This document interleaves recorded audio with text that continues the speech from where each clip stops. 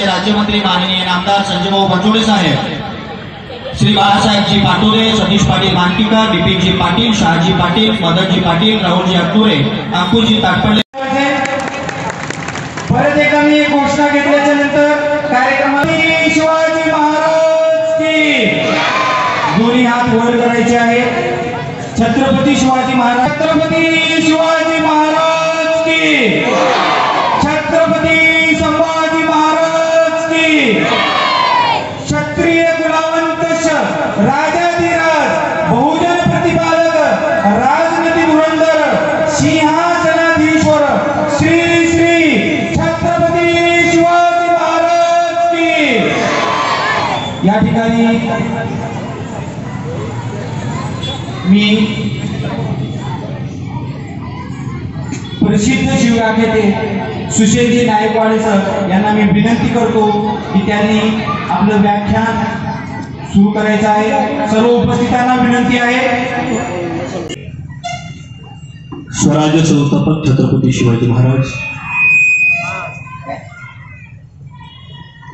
भारतीय राज्यघटनेचे शिल्पकार डॉक्टर बाबासाहेब आंबेडकर, साहित्यरत्न साहित्य सम्राट लोकशाही रामभाऊ साठे, महात्मा ज्योतिबा फुले, राजर्षी शाहू महाराज,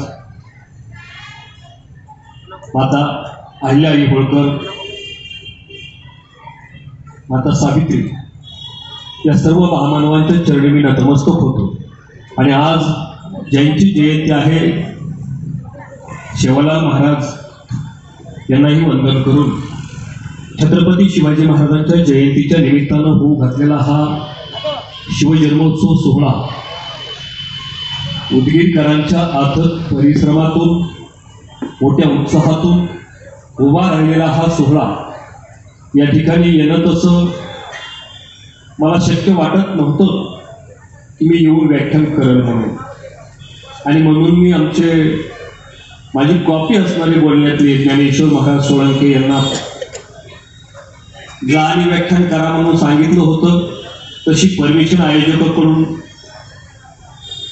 मिळावी म्हणून विनंती करत होतो, पण आयोजकांची विनंती होती नाही तुम्ही यायला पाहिजे, नाही तर मग पुढच्या वर्षी या.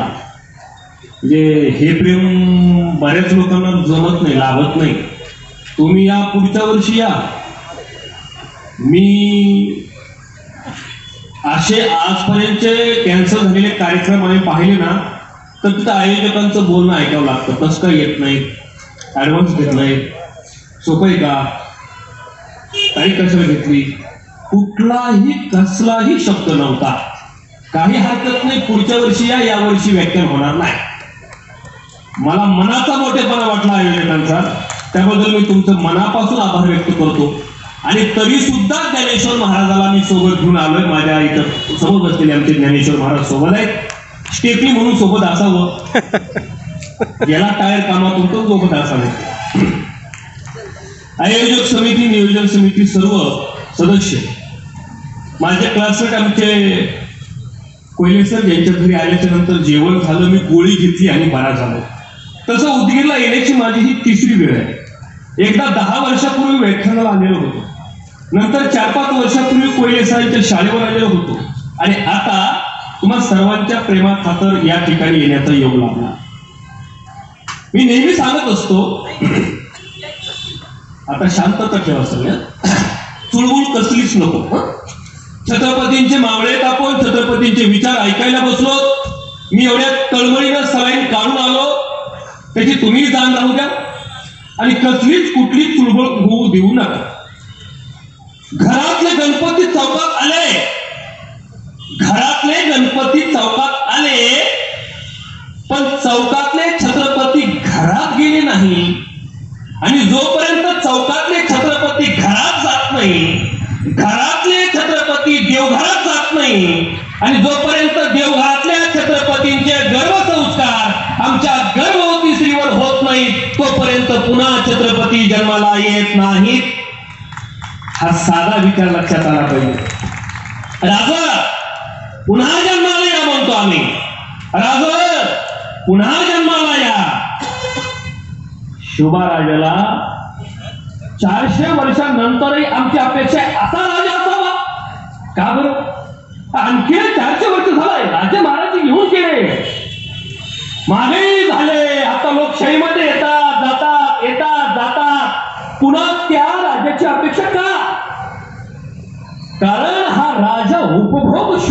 स्वामी होता, उपभोग शून्य स्वामी. राजा होता रयतेचा, राज्य होतं रयतेचं. नाही तेव्हा राजे महाराजे निर्माण झाले, पण स्वतःचं नाव दिलं. आदिलशहाने यावं, इथं राज्य निर्माण करावं, नाव द्यावं आदिलशाही. मुघलांना यावं, राज्य निर्माण करावं, नाव द्यावं मोगलशाही. कुतुबशहाने यावं, राज्य निर्माण करावं, नाव द्यावं कुतुबशाही. निजामांना यावं, राज्य निर्माण करावं, नाव द्यावं निजामशाही. अरे भोसल्यानं इथं राज्य निर्माण केलं, पण नाव नाही दिलं भोसलेशाही, नाव दिलं स्वराज्य. तुमचं आमचं राज्य, नाव स्वराज्य आहे. इथं प्रत्येकाला वाटलं पाहिजे माझं राज्य आहे. इथं प्रत्येकाला वाटलं पाहिजे आपलं राज्य आहे. आवाज वाढवणच राहू दे बरं का. सिस्टीम चांगली म्हणून तरी मला शक्य आहे. जोरदार एकदा सिस्टीमवाल्यांच्या नावाने टाळ्या वाजवा, कारण माझं आजचं सगळं व्याख्यान तुमच्यावर अवलंबून आहे. का शिवजयंती साजरी करतो आजही आपण? असं तर होते की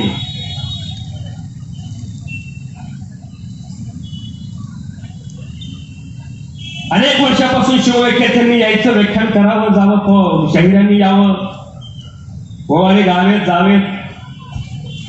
महाराजांचं नाव कित्येक लोकांना घेतलं, पक्ष मजबूत केले, संघटना मजबूत केल्या. महाराजांचं नाव घेऊन आमच्यासारखी माणसं फिरतात. पण ते शिवविचारांचं राज्य खरंच आलंय का? जरा शिवावलोकन करून बघूया, जरा विचार करू. खरंच ते राज्य आलंय का? नाही, शिवविचार होता, झाडं जगले पाहिजे. आजही जावा रायगडाला आणि खाली पाचाडला जाऊन बघावं. त्या पाचाडला प्रेम करून ठेवलेलं छत्रपती शिवाजी महाराजांचं पत्र आहे, आणि त्या पत्रात असं लिहिलंय, लाकूड फाटा तोडायचा नाही. तवा लाकडं तोडणं म्हणजे फार मोठी हानी नव्हती जेवढी आता आहे. तेव्हा झाडांची संख्या भरपूर होती, पाणी मुबलक होतं, झाडं मुबलक होते, पण तवा बी झाडं तोडायचे नाही, हा शिवाजी महाराजांचा विचार. त्या काळात झाडं भरपूर होते, तरी झाडं तोडू नका, उलट झाडं लावा.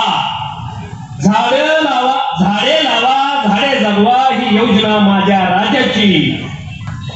महाराष्ट्रातलं पहिलं धरण छत्रपती शिवरायानं बांधलं. पाणी अडवा, पाणी जिरवा ही योजना सुद्धा माझ्या राजाची. ह्याची अडवा, त्याची जिरवा ही आपली. पुढे ग्रामपंचायत जवळ आल्यावर जास्त आहे, आडवीतोच, जिरवितोच, बघतोच, खलासच करतो, मिटवून टाकतो. जिरवा जिरवीच्या भानगडीत आपली कवा जिरवी कळतच नाही. याच्या भानगडीत कवाच पडायचं नाही जिरवा जिरवीच्या. हो ना, एवढे मोठे गड केले, 350 किल्ले बांधले, एकाही किल्ल्यावर स्वतःचं नाव नाही. नाही नाही नाही नाही नाही इथं थोडंच असतं आपलं, पण उड्या हाणते टन टन टन टन, इतकंच असतं. मागाशी मी तुमच्या गावाला येत होतो व्याख्यान करायला, एक पोरग असं मोटरसायकलवर कट मारीत पळत होतो. बरं, त्यानं माझ्या गाडीला कट मारला आणि पुढं पळालं. त्या गाडीवर महाग लिहिलं होतं त्याच्या मोटरसायकलवर, बघतोस काय रागानं ओव्हरटेक केले वाघानं, आणि तो वाघ असा मला जोरात कट मारून पुढे पळाला. जरा 5-6 किलोमीटर पुढे गेलं ते पोरग, टपरीवर थांबलं. एका टपरीवर उभा राहून 2 माव्याच्या पुढ्या संगच फाडल्या त्यानं, जणू वाघ फाडलाय, आणि तशाच तोंडात टाकल्या. आणि माझी वाट बघत होते, ह्याची गाडी केव्हा येते. माझी गाडी आली, त्यानं बघितली, टपरीवरला निघलं, गाडीला किक मारली, पुन्हा माझ्या मागून आलं, मला कट मारला, पुन्हा पुढे गेलो. गाडीवर मागं काय लिहिलं होतं, बघतोस काय रागानं ओव्हरटेक केलंय वाघानं. वाघ असा कट मारून पळत होता. म्हणलं माझा धक्का जर माझ्या गाडीत वाघाला लागला तर वाघ होता ना पडायचा. जरा 5-25 किलोमीटर पुढे गेलो, आता काय दिसनाच गेलं ते. लांब पुढे गेलो, बघतो तर ती गाडी एकीकडे पडलेली, तो वाघ एकीकडे पडलेला. जवळ गेलो तो बेशुद्ध येते. मी उचलला, गाडीत टाकला, दवाखान्यात नेला. 1 तासानं शिटीवर आला, 1 तासानं.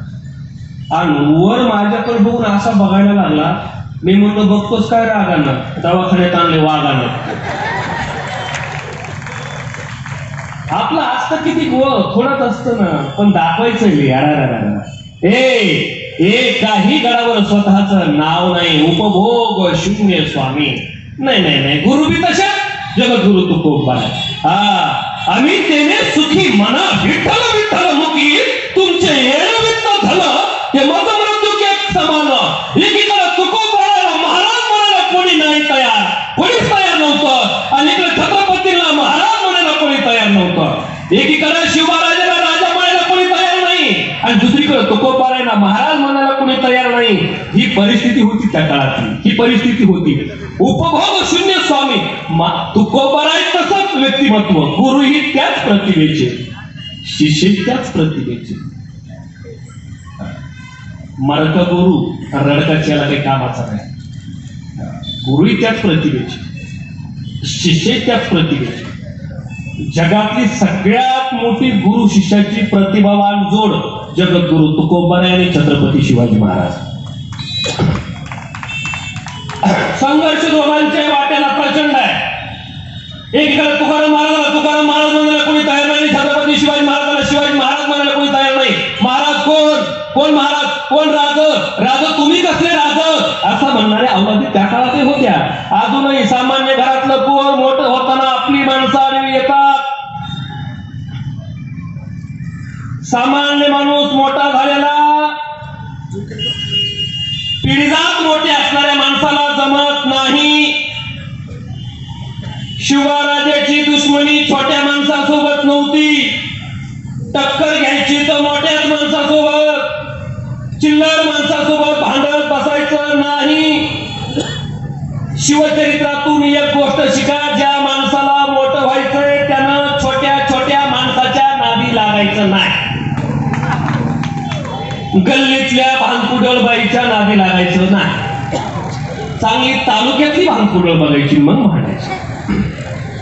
हे गावातल्या डॉनच्या नादी लागायचं नाही. इथला डॉन असते ते फक्त फाळी कापी मायापाशी चाकू कवाच मारित नाही. मोठे मोठे माणसं बघितली, मोठे माणसं. अफजल खान म्या मारतो, औरंगजेब म्या बघतो, शाहिस्ते खान म्या बघतो. प्रतापगडाच्या खाली पायथ्याला जाताना कोण कोण कुणाला वाटून द्यायचं ठरवलं होतं शिव महाराजांनी. जीवा महाले तुमच्याकडे का, सय्यद बंडा. संभाजी गावजी तुमच्याकडे का, आम्ही खान मारल्याच्या नंतर फक्त चेक करायचा खरंच मिळाला का. खान मारायची जिम्मेदारी आमच्यावर द्या. छोटे छोटे काम मावळ्यांना रे, आणि मोठ्या मोठ्या संकटाशी माझा राजा गेला. तब्बल 1 वर्षाचं नियोजन होतं, 1 वर्षाचं. अफजल खान मारणं म्हणजे सोपं नव्हतं. आज तुम्ही आणि तास 2 तास रंगून सांगतो अफजल खान मारलेला, पण अफजल खान मारणं सोपं नव्हतं. एक वर्षाचं नियोजन होतं, तब्बल 1 वर्षाचं. बारीक सारीक गोष्टीचं नियोजन होतं. मारायचं काय हो, वागण्याचं करायची, कोपरा काढायचा आहे, बस 1 वर्षाचं नियोजन होतं. आणि त्या नियोजनात एवढं सांगितलं होतं, जीवा फक्त सय्यद बंडा तुम्ही बघायचा. किती बारीक गोष्टी बघा. संभाजी तुम्ही फक्त चेक करायचा आहे, पण तेव्हा मी मारणार. भरल्या भावाला संपवलं त्यानं, शिवबाराजांच्या मोठ्या भावाला संपवलंय त्यानं, कपटानं संपवलंय त्यानं. शिवबाराजांच्या मोठ्या भावाचं नाव संभाजी, संभाजीला कपटानं संपवलं कोणी, अफजल खानानं. मला तो राग आहे. जिजाऊ मासाहेबांना म्हणूनच शिवराजे जेव्हा जिजाऊ मासाहेबांचा आशीर्वाद घेऊन चालले होते ना अफजल खानाला संपवायला, तेव्हा जिजाऊ मासाहेबांच्या डोळ्यात पाणी आलं. शिवराजांना विचारलं, आहो साहेब तुमच्या डोळ्यात पाणी? होय शिवराज, तुमचा थोरला भाऊ यानंच दगा फटक्यानं मारला. एक संभाजी गेलाय. शिवा तुमचा थोरला भाऊ याच्यामुळे गेलाय. हा धोका देतोय बघा, दगेबाज आहे, सांभाळून राहावं. संभाजीराजांचं नाव ठेवताना सुद्धा काय नाव ठेवावं, संभाजी. पुन्हा जिजाऊ मासाहेबांच्या डोळ्यात पाणी आलेलं होतं. का एक संभाजी गेला, अफजल खानानं मारलाय. अफजल खानानं धोक्यानंच मारलाय. दुसरा संभाजी सुद्धा त्याच 30-32 वयामध्ये गेलाय हो. म्हणजे शहाजीराजेंचे चुलत भाऊ. 2 संभाजी, आणि 3ऱ्या संभाजीचं नाव मी संभाजी ठेवलंय म्हणून डोळ्यात पाणी होतं. आता 3ऱ्या संभाजीचं नाव मी जिजाऊ मासाहेबांच्या गळ्यात पाणी आलं, शिवा दगाफटक्याला सांभाळून राहा. इथं शिवा महाले कामाला आले. एक एक गोष्ट लक्षात ठेवा. 18 पगड जातीचा राजा, माझा राजा ना कुठल्या धर्माचा ना कुठल्या जातीचा, माझा राजा होता या हिंदुस्थानच्या मातीचा. बस इथं जीवा महाले कामाला आले आणि पन्हाळ्यातून सुटताना शिवाकाशीत कामाला आले. नागाचं पोर आहे. मी काल परवा पन्हाळ्यावर गेलो. काल 3-4 दिवस झाले पन्हाळ्यावर गेलो आणि तिथल्या गाईला सोबत घेऊन फिरत होतो. त्या गाईने मला तिथली सगळी माहिती सांगितली. पन्हाळ्यावर जिथं छत्रपती शिवाजी महाराज वेड्यात अडकले आणि जिथं वेश परिधान केलाय शिवाकाशीतलं छत्रपती शिवाजी महाराजांचा, त्याला बाल्कनी म्हणून आजच्या भाषेत आपण बाल्कनी, ती इमारत आजही तशीच आहे पन्हाळ्यावरती. तसं पन्हाळ्यावर फारसं काही राहिलं नाही, फक्त गोडाऊन आहे धान्याचे आणि ती इमारत आहे जिथं छत्रपती शिवाजी महाराजांनं आपले कपडे आपला वेश शिवाकाशीतला दिला होता. ती इमारत त्याला बाल्कनी म्हणून आपण आजच्या भाषेमध्ये. या सदरेवर शिवा लाव्यानं वेश घातला छत्रपती शिवाजी महाराजांचा. पारख करायची म्हणून शिवबाराजे बाजूला जाऊन उभा राहिले आणि मावळ्यानं यावं आणि छत्रपती शिवाजी महाराज समजून शिवाकाशीतलाच मोजरा करावा. आणि राजानं भिंतीच्या आडून टाळी वाजवत वाजवत बाहेर यावं आणि म्हणावं, वा शिवा वा, ओळखायला येत नाहीस तू, झाला शेम माझ्यासारखा, पण माहितीये का तू कुठं जातोयस? माहिती आहे मी शेतीकडे जातोय. वा, शेतीकडे जातोय माहिती आहे तुला, आणि तरी तुझ्या होटावर असू रे. कोयती राजा, माहिती आहे मी शेतीकडे जातोय. अरे शिवा, शेतीकडे जातोयस म्हणजे शेती तुला जिवंत सोडणार नाही. होय राजा, मला माहिती आहे शेती मला जिवंत सोडणार नाही. अरे जिवंत सोडणार नाही माहित असून तुझ्या होटावर हसूय, मरणाच्या दारात जातोयस, मरणाच्या दारात. काही बोलत नाही तुला. होय राजा, मरणाच्या दारात जातोय, पण शिवा नव्हे म्हणून नाही, छत्रपती शिवाजी म्हणून मरतोय. अभिमान वाटत होता रे. आजही वाटतं मला माणसं मरायला कशी तयार झाली. किती दिवसाची भेट हो, आत्ताची भेट आहे. शिवाकाशी म्हणजे आत्ता भेटलेला आहे, आत्ता भेटलेला शिवाजी महाराजांना. शिवाजी महाराजांच्या जवळ एखादा माणूस गेला की महाराजांसाठी मरायला तयार व्हायचं. होतं काय नेमकं? कुणासाठी होतं? स्वराज्यासाठी होतं, म्हणून माणसं मरत होते. शिवाकाशी मरायला तयार झाला. पालखी मसईच्या पठारावरनं छत्रपती शिवाजी महाराज गेले निघून. दुसरी खिंड लढवण्यासाठी बाजीला. बाजी लावशील नव जीवाची बाजी. राज, लाख मिळेल तरी चालतील, पण लाखाचा पोशिका जगला पाहिजे या भावनेनं लाख माणसं मरायला तयार होत होती. तिथं शिवराज मरायला तयार झाला, इथं बाजी प्रभू मरायला तयार झाला. अरे शिव महाराजांसाठी पावला पावला ही माणसं मरत का होती, का मरत होती? बाजी तयार झालाय. गणित समोर येतो, हातात 2 नंग्या तलवारी घेतल्या बाजीनं. असं अवसान आलं बाजीच्या अंगामध्ये. गरगर गरगर 2 हातानं तलवारी फिरवायचा बाजी. साप साप साप साप. पावसाळ्याचे दिवस पाणी वरनं पडत आहे, गणिमाचे घाव पुरून येत आहे. तलवारीचे घाव बाजी स्वतःच्या निगड्या छातीवर झेलतोय.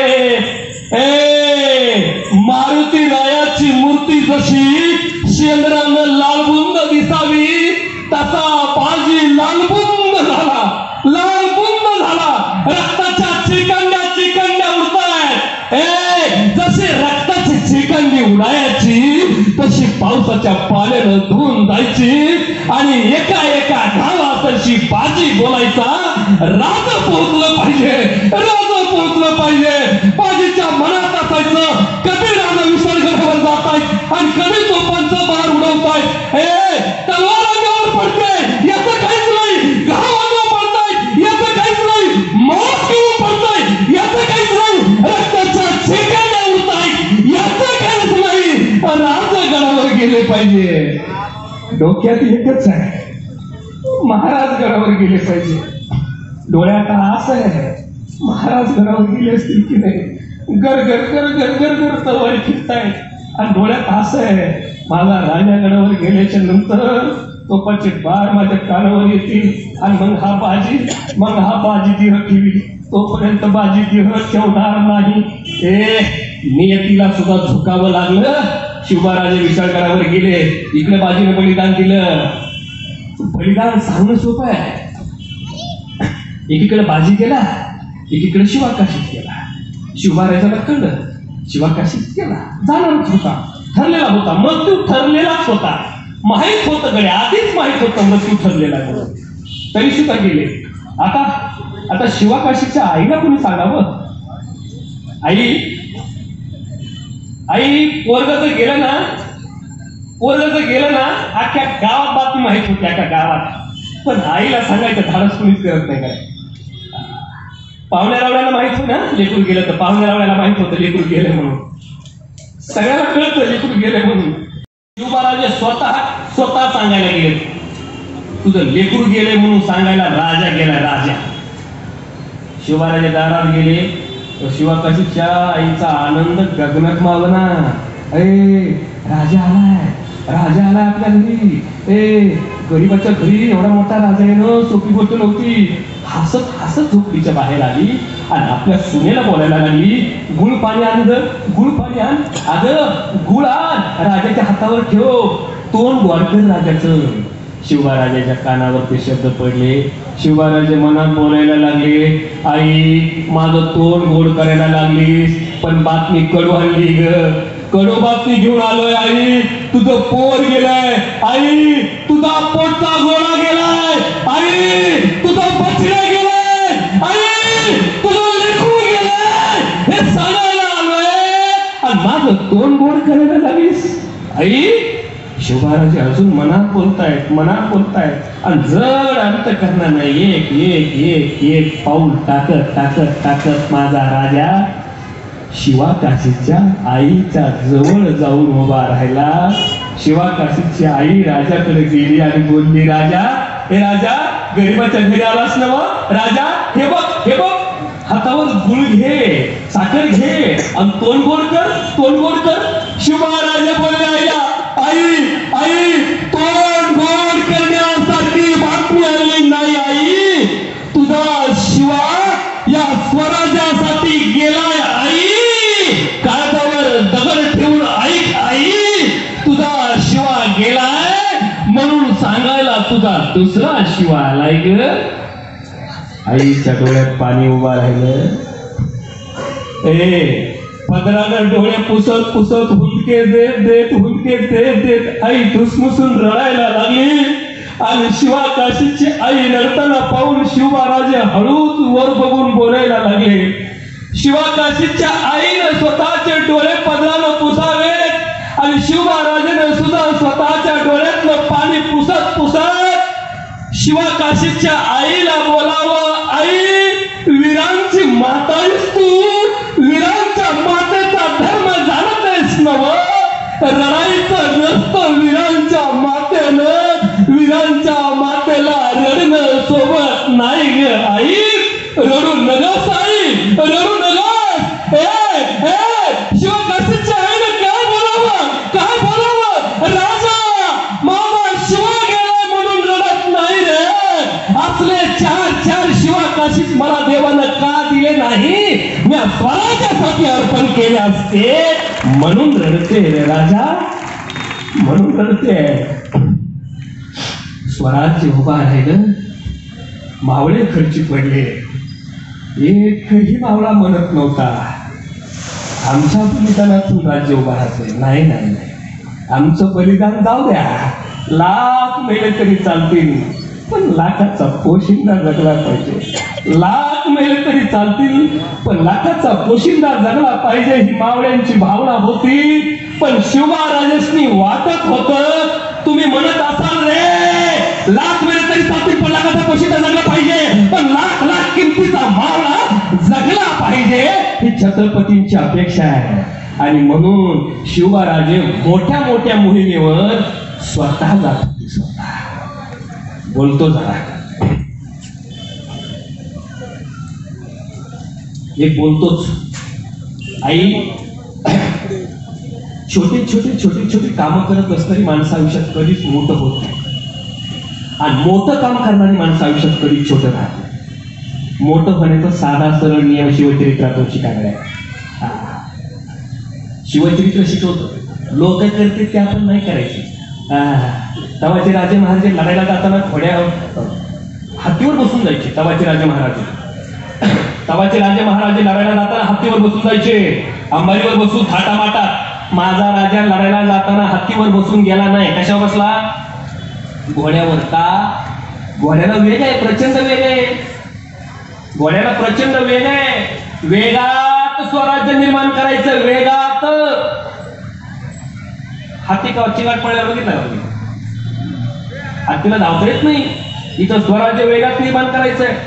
लोक करते ते माझ्या राजानं कधीच केलं नाही आणि माझ्या राजानं जे केलं ते जगात कुणाला जमलं नाही. म्हणून जगावेगळा राजा छत्रपती शिवाजी महाराज. आपलं लोक करते तेच. शेजारचं पोरग डीएड करायला लागलं, आपलंही पोरण डीएड करावं वाटतं आपल्याला. शेजारचं पोरग पोलीस मध्ये गेलं, आपल्याला वाटतं आपल्या पोराने पोलीस मध्ये जाऊ.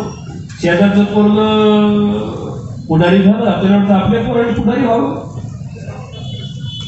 शेजारचं पोरग कीर्तनकार झालं, आपल्याला वाटतं आपल्या पोराने कीर्तनकार व्हावं. शेजारचं पोरग गायक झालं, आपल्याला वाटतं आपल्या पोराने गायक व्हावं. आणि शेजारच्या पोराने फाशी घेतल्यावर लोक करतात ते नाही केलं माझ्या राजाने.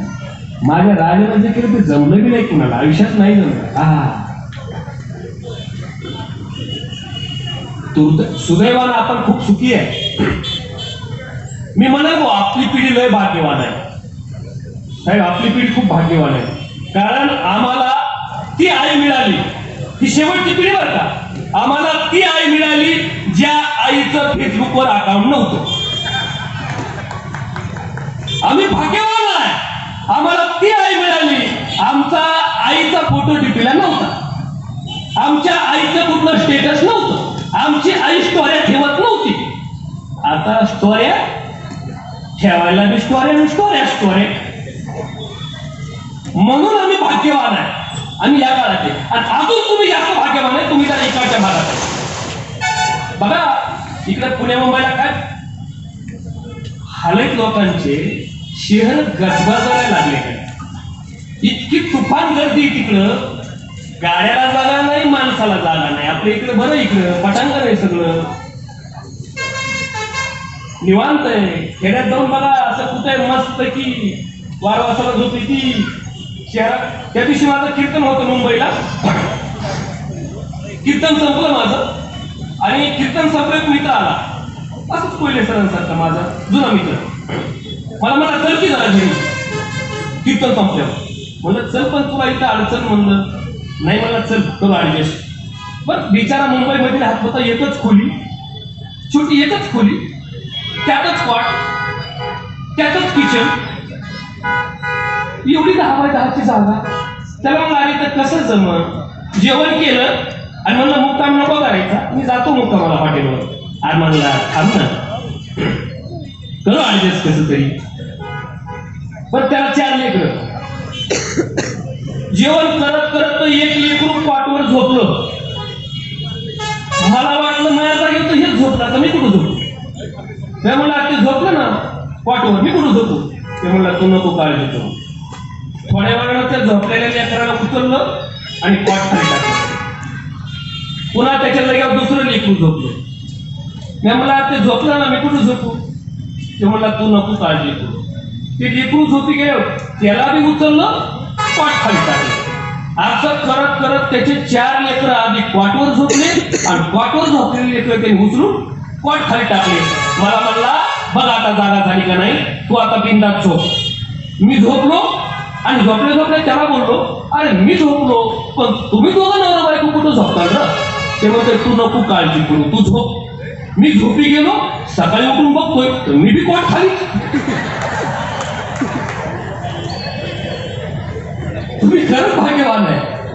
आपलं इकडे निवांत आहे, मस्त आहे, पटांगण आहे. सध्या झालंय काय, इतकी तुफान गर्दी वाढली तिकडं, तुफान गर्दी वाढली आहे तिकडं. सुखी जीवनाची व्याख्या माणसं बदलून गेली. पैशाच्या मागे धावता धावता मी ना काही दिवस इकडेच होतो, शिक्षक म्हणून काम करत होतो. नोकरी केली मी शिक्षकाची. आता परवडत नाही म्हणून दिली सोडून. त्या बघा कसं कळते लोक. परवडत नाही याचा अर्थ तसा नाही मी नॉन ग्रॅडला होतो म्हणून परवडत नाही. एकदा शाळेतल्या पोरांची कॉपी पकडली मी. 5वीच्या वर्गाचा क्लास टीचर होतो मी. त्या कॉपीत असं लिहिलं होतं, कॉपी पकडली मी. त्या कॉपीत असं लिहिलं होतं, बघा लिहित आहे का, त्या कॉपीत असं लिहिलं होतं डाखी प्रदू उखी प्रति माखी. काय कळलं का तुम्हाला?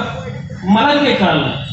मग त्याला म्हणलं अरे काय हे कॉपीत, मी आता कुठं शिकवलं बी नाही, हे कुठल्या पुस्तकात बी नाही, हे डाखी प्रदुखी प्रतिमाखी हे काय आहे? ते म्हणला इकडे या, मी समजून सांगतो म्हणला तुम्हाला. आणि त्यानं समजून सांगितलं. हे म्हणला डाखी याचा अर्थ म्हणला प्रश्न पहिला डाव्या खिशात आहे म्हणला. ह्या बघा प्रदू उखी प्रश्न दुसरा उजव्या खिशात आहे म्हणला. मागच्या पिढीपेक्षा पुढची पिढी हुशारच असते बरं का, तो निसर्गाचा नियम आहे. आणि म्हणून जिजाऊ मासाहेब सुद्धा म्हणायच्या, शिवबा बाळ संभाजीना सवाई शिवाजी निघल बघ, सवाई शिवाजी. फतय बाळ संभाजी सवाई शिवाजी बरं का. 90 वर्षाचा राज्यकारभार तसं संभाजीराजांच्या वाट्याला आला. 9 वर्षाचा राज्यकारभार.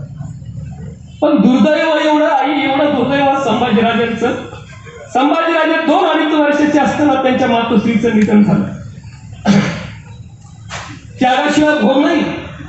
एका बिजा केला नाच मग भोगिले तरी सकळा हा भाव लहान थोरावर जीव. कुछ किए बिना जय जयकार नहीं होती और कोशिश करने वालों की कभी हार नहीं होती. फुकट काहीच भेटत नसतं दादा, फुकट काहीच भेटत नसतं. यदि हम कफन भी लेते हैं तो हमारी जिंदगी देकर लेते हैं. आयुष्यात फुकट काहीच भेटत नाही. शिवचरित्राचा एवढा डोलारा उभा राहिलाय, हे राज्य एवढं उभा राहिलं म्हणजे साधा त्याग नव्हता. 1.5-2 वर्षाचे शिवराजे होते आणि इकडे अफजल खान चालून आला होता. आणि शिवराजे वैद्यानं येऊन सांगितलं होतं शिवराजाला, खाजगीतल्या वैद्यानं, की संभाजीराजांच्या आई आजारी आहेत आणि जास्त दिवस टिकतील असं वाटत नाही आम्हाला. मग काही नाही, मग तुम्ही तुमच्या पत्नीची शेवटची भेट घ्यायला जा. म्हणजे संभाजीराजांच्या आईची भेट घ्यायला जा. इकडे अफजल खान चालून येतोय, इकडे पत्नी आजारी आहे. अफजल खान एकीकडे चालून येत आहे, एकीकडे पत्नी, एकीकडे अफजल खान चालून येतो आणि एकीकडे संभाजीराजांच्या मातोश्री सईबाई राणी साहेब आजारी अंथरुणाला खेळून आहे. काय करावं कळत नव्हतं. खाजगीतल्या वैद्यानं सांगितलं, शिवराज मला वाटत नाही आता सईबाई राणी साहेब जास्त दिवस जगतील म्हणून, भेट घ्यायला जा ना, भेट घ्यायला जा. आणि शिवराजे भेट घ्यायला गेले. एका कडेवर संभाजीराजाने घेतलं. 2 वर्षाचा बाळ संभाजी शिवराजाने कडेवर घेतला आणि शिवराजांच्या डोळ्यात पाणी उभं राहिलं. बाळा तुझ्या आईला आज डोळे भरून मी पण बघतो, तू पण बघून गेले. संभाजीराजा किती दुर्दैव म्हणावं बाळ संभाजीचं. कडेवर शिवराजाने घेतलं. महालात गेले. दासदास्या नौकर चाकर उठून उभा राहिले. मुजरे झडले. सगळे महालाच्या बाजूला गेले. आता महालात फक्त 3च माणसं आहे. एक सईबाई राणी साहेब, दुसरे शिवराजे आणि तिसरा बाळ शंभू, फक्त 2-2.5 वर्षाचा. सईबाईच्या जवळ गेले शिवराजे. वैद्यानं सांगितलंय, कधी तुम्हाला सोडून जातील सांगता येत नाही. त्यांचा श्वास कधी जाईल सांगता येत नाही. कधी त्यांचं निधन कधी होईल सांगता येत नाही. मृत्यू कधी खांद्यावर त्यांना सांगता येत नाही. लवकर भेट घ्या. 2 शब्द बोला 2 शब्द त्यांना. शिवराजे जवळ गेले. सईबाई राणी साहेबांचा हात हातात घेतला आणि सईबाई राणी साहेबाला शिवराजे बोलले, सई तब्येत कशी आहे ग? सईबाई राणी साहेब बोलल्या, तुम्हीच सांगा वैद्यराज काय म्हणले. तुम्हीच सांगा वैद्यराज काय म्हणले. अरे कसं सांगू वैद्यराज काय म्हणले. वैद्यराज म्हणले होते 2 घडीचा सुद्धा भरवसा नाही. आणि सईबाईला कसं सांगावं 2 घडीचा भरवसा नाही. शिवराजे खोटं बोलले. शिवराजे बोलले सई, वैद्यराज बोलले तू लवकर बरे होशील. सईबाई बोलल्या खोटं बोलताय? सई खरं बोलतोय ग. वैद्यराज बोलले काळजी करू नका. सईबाई बोलल्या खरंय मग वैद्यराजांचं. राहणाऱ्या माणसाची काळजी करायची असते, जाणाऱ्या माणसाची कसली काळजी करायची राजा? महाराज आम्हाला सांगू नका, आमचा मृत्यू आम्हाला दिसतोय. फक्त जाता जाता वचन द्या, जाता जाता वचन द्या. आजपर्यंत मी तुमच्याकडे कधी काही मागितलं नाही. शिवमहाराजाला शिवमहाराजांच्या पत्नी बोलायला लागल्या, बाळ संभाजीराजांच्या पत्नी बोलायला लागल्या. शिवमहाराजे आजपर्यंत आम्ही तुम्हाला कधी काही मागितलं नाही, आज मागू 2 शब्द मागण्याचे. माग हातात हात घेतला, द्याल ना मग? होय मागून बघ. सईबाईने काय मागितलं? महाराज तुम्ही नशीबवान आहे. शेवटचा संवाद आहे, शेवटचा संवाद आहे. 2 वर्षाचं बाळ आहे शिवमहाराजांच्या कडेला. आणि सईबाई राणीसाहेब आपल्या लेकराकडे बघतात, आपल्या लेकराकडे बघतात, डोक्यावर हात फिरवतात शंभू बाळाच्या. आणि सईबाई राणीसाहेब बोलतात, महाराज तुम्ही नशीबवान आहे, तुमची आई अजून जिवंत आहे. महाराज तुम्ही नशीबवान आहे, तुमची आई अजून जिवंत आहे. माझं लेकरू अभागी हो, माझं लेकरू अभागी आहे. दुर्दैवी माझा बाळ, त्याला आईचं प्रेम द्या, बाकी काय नको महाराज. माझ्या लेकराला आईचं प्रेम द्या. शिवमहाराज अडचणीत पडले. सई मागणं मागितलंस तू, पण तुला माहित आहे तू अर्ध्यावर डाव म्हणून जातेस, अर्ध्यावर डाव म्हणून जातेस. शिवमहाराजांना वचन काय द्यावं? सईबाई तुमच्या लेकराला प्रेम द्यायला, तुमच्या लेकराजवळ थांबायला आमच्याकडे कुठं पुरता वेळ आहे? स्वराज्याची जोड आहे, आम्हाला कुठं वेळ होणार आहे? पण सईबाई राणे साहेब, मी शिवमहाराजे तुम्हाला वचन देतो. तुम्ही म्हणलात नव्हे, तुम्ही नशीबवान आहे, तुमची आई अजून जिवंत आहे. पण राणे साहेब आज शिवमहाराज तुम्हाला वचन देतो, आजपासून माझी आई जिजाऊ इथून पुढं बाळ संभाजीची आई असेल. वचन आहे छत्रपतींचं. त्याग होता, स्वराज्य उगाच नाही उभा राहिलं, थांबता आलं असतं लेकराजवळ. घरात वेळ देता नाही आला, आईला वेळ देता आला नाही, लेकरांना वेळ देता आला नाही, कुटुंबाला वेळ देता आला नाही. सोपं काहीच नसतं, सोपं काहीच नसतं. डोक्यावर घेऊन नाचण्याचा काळ कधीच गेलाय. आता प्रगत वाढली लोकांची, विचारानं श्रीमंत झाली आहेत लोक. आता पुढी पिढ्या बदलल्या. आता मागची पिढी वेगळी होती, आता पुढची पिढी वेगळी आहे. शिवसंस्कार करा लेकरावर. हे लेकरांसाठी खरं शिवजयंतीची व्याख्यानं लेकरांसाठी महत्वाची आहेत. लेकरांसाठी मला माहिती आहे ही सवाईच आहे पिढी, 20% हुशारच आहे. त्यांना गुरु तसे लाभले पाहिजे. आता दुर्दैवाने काय झालं, आता शिक्षकाला शिक्षक करता येत नाही.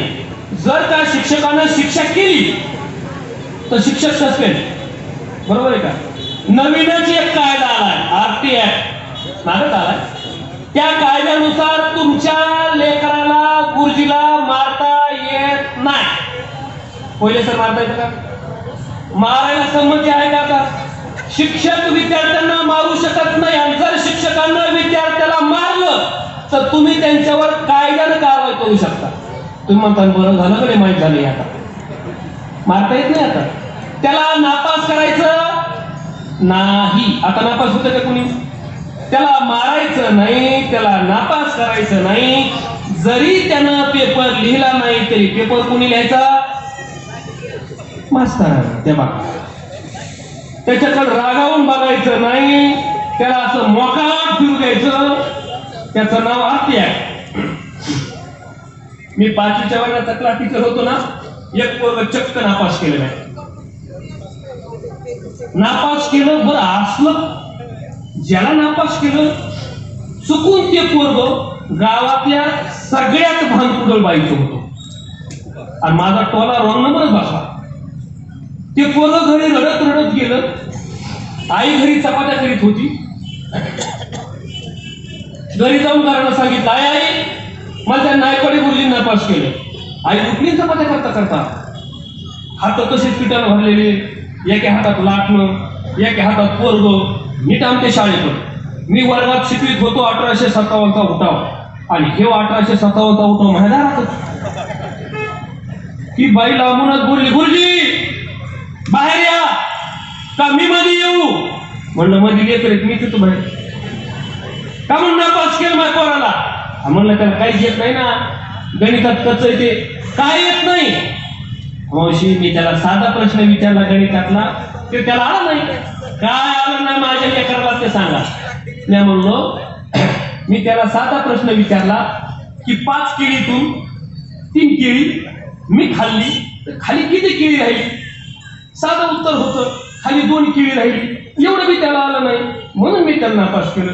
ती मावशी म्हणली लाज वाटली पाहिजे मास्तर तुम्हाला, 2 केळासाठी कुठं पोरगा नापास करीत असते होय. उद्या 2 डझन आणून देते बसा खा.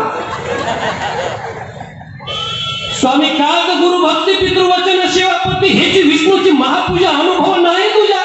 ती गुरु भक्ती राहिली नाही, तो शिष्यमंडळ राहिलं नाही, ते गुरु राहिलं नाही. शिवचरित्र आम्हाला शिकवतं गुरु भक्ती कशी असावी. त्या शुभाराजना जगद्गुरु तुकोबाराला नजराला द्यावा आणि त्या तुकोबाराला तो नजराला विनम्रपणे नाकारावा. आम्ही तेने सुखी म्हणा विठ्ठल विठ्ठल मुखी तुमचं हे वृत्त झालं ते माझं मातुके समान नकोय नकोय नकोय. मानासाठी दंभासाठी नाही आमचं आयुष्य. मान दंभ चेष्टा हे तो शुकराची विष्ठा. आता येथे पंढरी राया मग गोबीची कासया असं म्हणणारे तुकोबारायांसारखी मंडळी आम्हाला सापडतील कुठं. आणि असा नजराला देणारे राजे आम्हाला सापडतील कुठं. प्रश्न हाय. बोलण्यासारखं भरपूर आहे, बोलणारे खूप झाला. मी 6:30 वाजल्यापासून कार्यक्रम बघतो इथं. माझी खरं इथं 6:30ला येऊन गेलो जेवण्यासाठी आणि 6:30 वाजल्यापासून सुद्धा काही भगिनी इथं बसले. मी कौतुक करेल वेळ भरपूर वेळ बसला, भरपूर वेळ सहन केली. जाता जाता काही विनंत्या करणार मी तुम्हाला. आता जाता जाता एक तरी झाड लावा. शिवजयंती शिवविचार डोक्यात घेऊन साजरी करायची. तेव्हा गरज नव्हती झाड लावायची, तरी झाड लावले शिवमहाराजांना. का भविष्यात आरमान उभा केलं, भविष्यात आक्रमण होऊ नये. झाड लावले भविष्यात ही आताची परिस्थिती निर्माण होऊ नये. तेव्हा झाड जास्त होते, माणसं कमी होते. आता माणसं जास्त झाले, माणसानं झाड संपवले. एक दिवस झाड नाहीत म्हणून माणसं संपणार आहे आणि म्हणून माणसाने एक तरी झाड लावलं पाहिजे. आयुष्यात किमान स्वतःला जाळायला पुरतेल एवढे लाकडं निघतील तेवढे तरी माणसानं झाडं लावायला हवे. आणखीन काय बोलावं, एक बी झाड नाही आयुष्यात. काळ तेव्हा खरं तेव्हा झाडांची नव्हती आवश्यकता, प्रचंड झाडी होती. तेव्हा रस्ते साधे होते, माणसं साधे होते. हळूहळू रस्ते डांबरी झाली, माणसं आता डांबरट झाली. जुना काळ होता, माणसं तशी होती. तेव्हा चपाती तव्यावर फुगायची, आता चपात्या करणारी फुगवती. काळ बदलला. पूर्वी घरातली बाई स्वयंपाक करायची, बाहेरची नाचायची.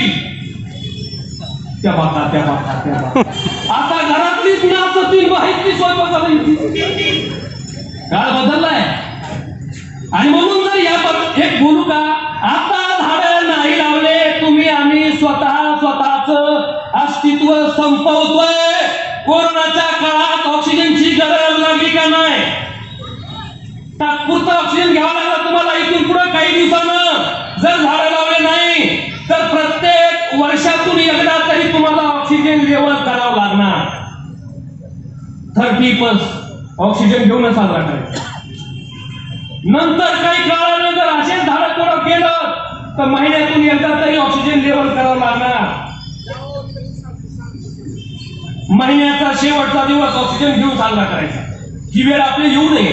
नंतर काही काळानं आठवड्यातून एकदा तरी ऑक्सिजन लेवल करावं लागणार. दर रविवारी ऑक्सिजन लेवल करणे. नंतर काही काळानं एक दिवस आड ऑक्सिजन लेवल करावं लागणार. नंतर काही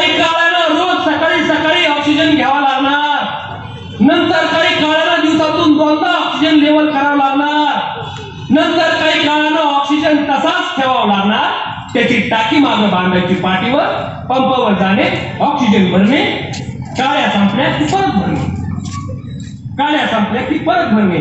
ही वेळ आपल्यावर येऊ नये त्यासाठी झाडं लावा. आणि जाता जाता दुसरी एक विनंती, एक तरी पुस्तक लेकराला वाचायला द्या.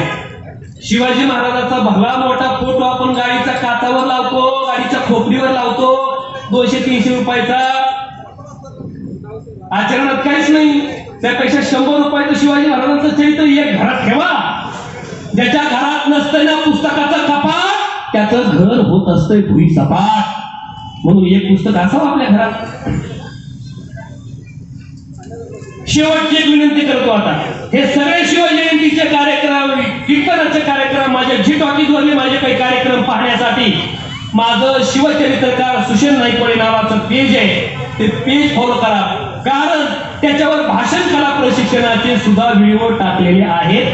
तुम्हाला घर बसल्या भाषण कला प्रशिक्षणाचे व्हिडिओ त्या पेजवर बघायला भेटतील. त्या प्रशिक्षणाची फीस 3 दिवसाची 18,700 आणि 21,700 अशी 2 पद्धतीची आहे. 3 दिवसाची माझं पुण्यात आणि मुंबई भाषण कला प्रशिक्षण ट्रेनिंग सेंटर असतं. 3 दिवसाची फीस 21,000 आहे. त्यातले काही व्हिडिओ मी लोकांना सहज बघता यावे म्हणून त्या पेजवर टाकतो आहे. पेज फॉलो करा. सुशेन नाईकवाडे युट्यूब चॅनलला तुम्ही सबस्क्राईब करा, एवढी एक विनंती करणार आहे. आणि जाता जाता आयोजकाबद्दल 2 शब्दात बोलतो. पहा, आयोजकांनी एवढं मी खरंच मला वाटत नव्हतं मी उभा नाही म्हणून, पण ज्यावेळी मी नाही बोललो ना त्यावेळी बोलले मग व्याख्यानाचा कार्यक्रम घ्यायचा नाही. मी मनापासून आपल्या सर्व आयोजक कमिटीत आणि कुणाचंही नाव यावा म्हणून माझ्याकडे कुठली चिठ्ठी नाही, काय नाही, सगळे मोठ्या मनानं ऐकायला बसले. जोरदार टाळायला त्यांच्या नावाला. तीच माणसं मोठी आहे, हीच माणसं खरी मोठी आहे. स्वतःच्या नावासाठी नाही, राजासाठी खाली माणसं बसली आहेत. त्यांच्या नावानं पुन्हा एकदा जोरदार टाळा. आणि माणूस तो मोठा असतो. खरं सांगू का मोठ्या माणसाची व्याख्या कोणती आहे? मी सांगतो मोठ्या माणसाची व्याख्या काय. आजच्या व्याख्यानातून एवढी व्याख्या घेऊन जा बास. माणूस शरीरानं मोठा म्हणजे मोठा नाही, माणूस पदानं मोठा म्हणजे मोठा नाही, माणूस पैशानं मोठा म्हणजे मोठा नाही, माणूस प्रॉपर्टीनं मोठा म्हणजे मोठा नाही. मग माणूस कोण मोठा? आदमी ना कद से बड़ा होता है, कद म्हणजे शरीर. आदमी ना कद से बड़ा होता है ना पद से बड़ा होता है. जो आदमी दूसरों के मुसीबतों में खड़ा होता है वही सबसे बड़ा होता है. म्हणून तुम्ही मोठी माणसं आहे. शिवचरित्राचं एक पुस्तक माझं गाडीकडे पाठीमागं सुद्धा असेल. ब्लॅक कलरची स्कॉर्पिओ गाडी आहे, MH12. तिथं शिवचरित्राचे माझे भरपूर पुस्तक आहेत. 500 रुपये किमतीपासून 100 रुपये किमतीपर्यंत. पण 100 रुपयाचं का होईना पुस्तक तुम्ही घरी घेऊन जाल एवढीच अपेक्षा करतो. आणि याच ठिकाणी माझ्या शिवविचाराला याच ठिकाणी थांबवतो. जय जिजाऊ, जय शिवराय.